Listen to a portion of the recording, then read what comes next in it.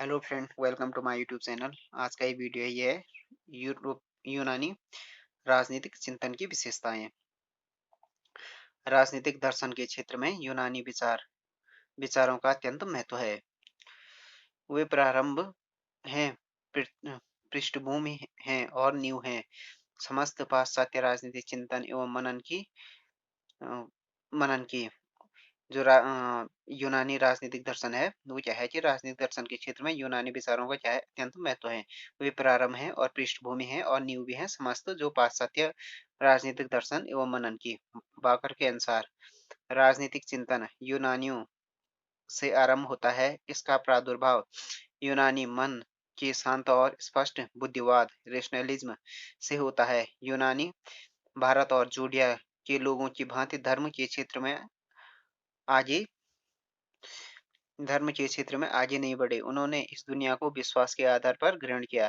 तो यूनानी थे वो भारत और जूडिया लोगों की तरह क्या हुए, भांति धर्म के क्षेत्र में आगे नहीं बढ़े। उन्होंने इस दुनिया को विश्वास के आधार पर ग्रहण नहीं किया,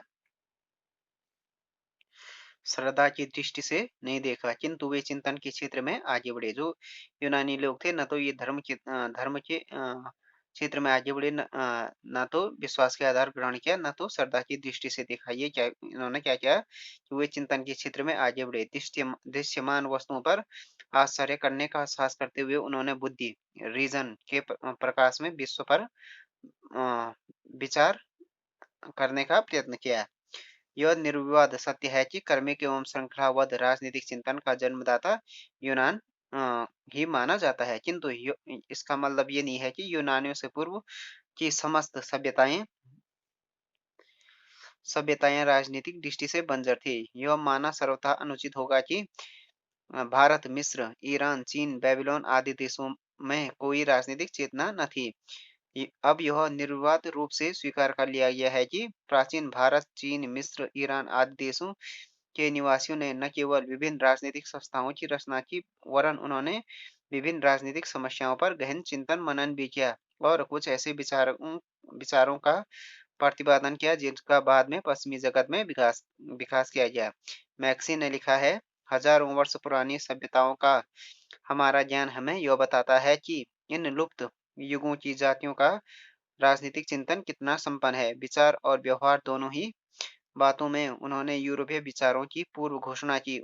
उनके समकक्ष विचारों की सृष्टि की और एक सीमा तक तो कुछ ऐसे विचारों का शिलान्यास किया जो आगे चलकर यूरोपीय राजनीतिक चेतना में घुल मिल गई है।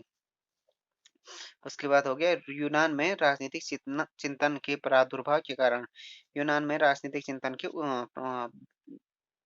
क्यों शुरुआत हुई उसके कारण। फर्स्ट हो गया भौगोलिक स्थिति। अपनी विशिष्ट भौगोलिक स्थिति के कारण यूनान में राजनीतिक चिंतन के उदय को काफी बल मिला। वह उस समय की सभ्यता के बीच स्थित था। पूर्व की ओर असीरिया का भूखंड था और दक्षिण की ओर मिस्र का। राजनीतिक दृष्टि से नगण्य फोनिसिया के व्यापारियों ने उनको सभ्यता का संदेश दिया और ऐसा करने से उन्होंने अपनी स्वतंत्रता पर कोई कुठाराघात नहीं किया। फलस्वरूप यूनानियों की स्वतंत्रता बनी रही। उन्हें सभ्यता के निरंतर विकास का अवसर मिला। फर्स्ट हो गया उनकी जो राजनीतिक चिंतन का प्रादुर्भाव का फर्स्ट कारण हो गया भौगोलिक। दूसरा हो गया बुद्धि विवेक बुद्धि। राजनीतिक चिंतन के उद्भव के लिए विवेक और बुद्धि अपरिहार्य है। विवेक बुद्धि से तात्पर्य है सत्यान्वेषण, सत्य के अन्वेषण का अनुराग, बुद्धिवाद, तर्क, विचारों की स्वतंत्रता, स्पष्टता और आलोचक वृत्ति, प्रबल जिज्ञासा वृत्ति के साथ साथ यूनानियों में विवेक बुद्धि की भी कमी न थी। यूनानी लोग आलोचना एवं वाद विवाद में बड़ी श्रद्धा रखते थे। वे किसी भी वस्तु को परखने और तर्क की कसौटी पर कसने के बाद ही ग्रहण करते थे। जीवन की विविध समस्याओं के बारे में मीमांसा करना उनका क्या था, प्रिय विषय था। स्वतंत्र वाद विवाद में उनकी गहरी आस्था थी यूनानियों की। धार्मिक अंधविश्वासों के प्रति उनमें अधिक आकर्षण न था, क्योंकि उनके अनुसार धर्म की बुद्धि क्या करती है, धर्म बुद्धि को क्या करती है, धर्म बुद्धि को कुंठित कर देता है। वे अनुभव, मनन और विवेक से अपने सिद्धांतों का प्रतिपादन करने की इच्छा रखते थे। चूंकि उसमें बुद्धि व तर्क में गहरी आस्था थी, इसलिए वे राजनीतिक दर्शन के जन्मदाता के रूप में प्रकट हुए। दूसरा ये हो गया विवेक बुद्धि था राजनीतिक दर्शन के प्रादुर्भाव के कारण। तीसरा हो गया जिज्ञासा वृत्ति। जिज्ञासा वृत्ति राजनीतिक चिंतन के प्रादुर्भाव के लिए यह स्वाभाविक है कि लोगों में उन्मुक्त जिज्ञासा वृत्ति को जिज्ञासा की भावना ही उन्हें दार्शनिक बनाती है। जैसा कि अरस्तु ने लिखा है, सब मनुष्य जानना चाहते हैं, आश्चर्य की भावना उन्हें दार्शनिक बनाती है। दर्शन का एकमात्र स्रोत यही है, जिज्ञासा की भावना। यूनानी चरित्र की अद्भुत विशेषता है कि उनमें एक बारह की भांति कभी न मिटने वाली जिज्ञासा वृद्धि। वे वैज्ञानिक परीक्षण के बाद ही किसी तर्क को स्वीकार करते। इसी जिज्ञासा वृत्ति के कारण यूनानी विचारकों ने विश्व की उत्पत्ति और राज्य संबंधी प्रश्नों आदि पर चिंतन किया। तो ये हो गया जिज्ञासा की वृत्ति के कारण भी राजनीतिक चिंतन का प्रादुर्भाव यूनान में हुआ। चौथा हो गया मनुष्य की अपनी महत्ता का ज्ञान। मनुष्य को अपनी महत्ता का ज्ञान। राजनीतिक चिंतन के उदय के लिए यह भी आवश्यक है कि मनुष्य को अपनी महत्ता का ज्ञान हो। गेटल के अनुसार खोज वृद्धि और मानव विवेक में आस्था के अतिरिक्त यूनानियों में एक और विशेष चीज थी। उनका विश्वास था कि संसार में ऐसी बहुत कम चीजें हैं जिन्हें नियति ने पहले से निश्चित कर रखा है, जो मनुष्य के अधिकार के बाहर है। बल्कि ये समझते थे कि अदृश्य शक्तियों के होते हुए भी मनुष्य में अपनी इच्छानुसार अपने समाज का स्वयं निर्माण करने की सामर्थ्य विद्यमान है। पांच हो गया मानवता। यूनान में राजनीतिक चिंतन के उदय का एक कारण यूनानियों की मानवता में अटूट आस्था थी। उनके चिंतन का मुख्य विषय मानव था। यूनानी महानतम मानवतावादी थे। संपूर्ण ग्रीक साहित्य में सोफोक्लिस का कथन महत्वपूर्ण है, मनुष्य एक अद्भुत वस्तु है जिससे बढ़कर और कोई अद्भुत नहीं वस्तु नहीं है। सुकरात की मान्यता थी कि सर्वश्रेष्ठ अनुसंधान इस विषय का अध्ययन करना है कि मनुष्य को क्या बनना चाहिए और उसे किन बातों का अनुसरण करना चाहिए। उसके बाद हो गया जो यूनानी राजनीतिक चिंतन था उसकी विशेषताएं। यूनानी राजनीतिक चिंतन की निम्नलिखित विशेषताएं हैं। फर्स्ट हो गया नगर राज्य। यूनान में राजनीतिक जीवन की इकाई नगर पोलिस था। यूनानियों के चिंतन का केंद्र था।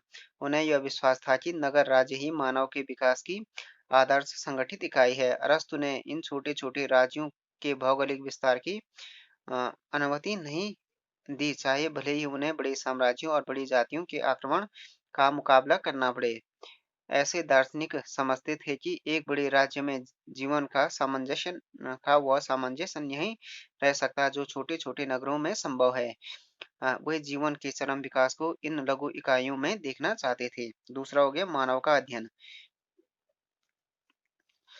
यूनानी चिंतन के अध्ययन का प्रमुख विषय मानव रहा। यूनानी विचारकों ने मनुष्य को एक राजनीतिक एवं सामाजिक प्राणी माना है। यूनानी देवताओं की कल्पना भी मनुष्य के रूप में करते थे। उनकी धारणा थी कि मनुष्य एक अद्भुत वस्तु नहीं है। तीसरा हो गया सांसारिक चिंतन। यूनानी राजनीतिक चिंतकों का क्षेत्र सांसारिक एवं भौतिक था। उन्होंने आध्यात्मिक एवं पारलौकिक जगत को कम महत्व दिया। तो ये था कि उनका यह था कि जो इस लोक का है उन्होंने सांसारिक जीवन को अधिक महत्व दिया। इस लोक से अन्य लोगों ने जो परलौकिक या आध्यात्मिक जीवन उसको कम इम्पोर्टेंस दिया यूनानियों ने। चौथा हो गया सामुदायिक हित की भावना। यूनानी दार्शनिकों ने व्यक्ति और समाज के संबंधों का निरूपण करते हुए सामुदायिक हित को प्रधानता दी। उन्होंने ही सर्वप्रथम इस धारणा का प्रतिपादन किया कि मनुष्य समाज में रहकर ही अपना विकास कर सकता है।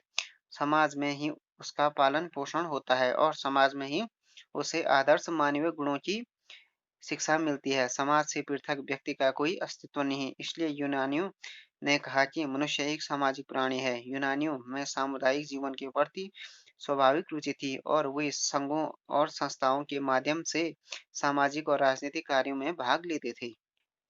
पांच हो गया राज्य एक नैतिक संस्था है। यूनानी विचारक राज्य को एक नैतिक संस्था मानते थे, वे राज्य को उत्तम जीवन का साधन स्वीकार करते थे। अरस्तु के शब्दों में राज्य श्रेष्ठ जीवन की प्राप्ति का साधन है।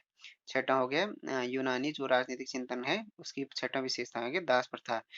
यूनानी चिंतन दास प्रथा जैसे मानवीय संस्था का समर्थन करता है। यूनानी दार्शनिक समाज को दो भागों में विभाजित मानते थे। एक हो गया नागरिक, दूसरा हो गया दास।